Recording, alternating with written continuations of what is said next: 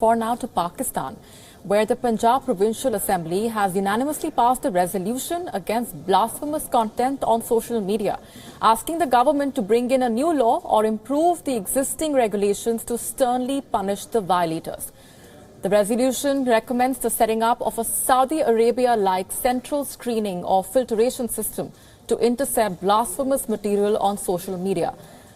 The resolution also says that blasphemous content is available on international print and electronic media outlets and that the existing anti-blasphemy laws are not being enforced in letter and spirit, meaning that people are allowed to commit such acts in the garb of freedom of expression.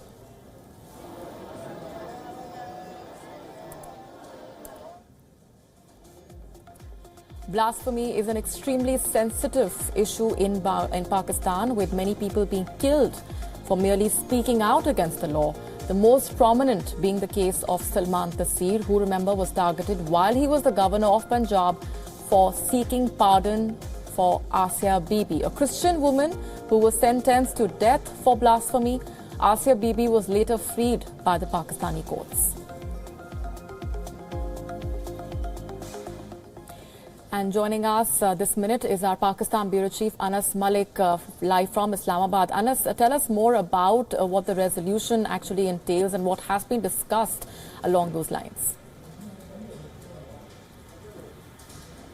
Well, absolutely, Molly. The Punjab Provincial Assembly has passed this resolution, unanimously passed this resolution that was tabled by one of its ministers, Mr. Ammar Yasir, who's the Provincial Minister of Punjab, the Pakistani Punjab, and he has called for stringent regulations and harder, tightened punishments of those who have committed quote-unquote blasphemy. Now, the laws of blasphemy, they are a major loophole within the Pakistani justice system as well, and they have been misused over the time. Now, this particular resolution that was passed just yesterday, it calls for stringent regulations, harsher punishments along the lines of that is done in Saudi Arabia, and additionally it also calls for those individuals who are quote unquote involved in uploading blasphemic content in the garb of freedom of expression.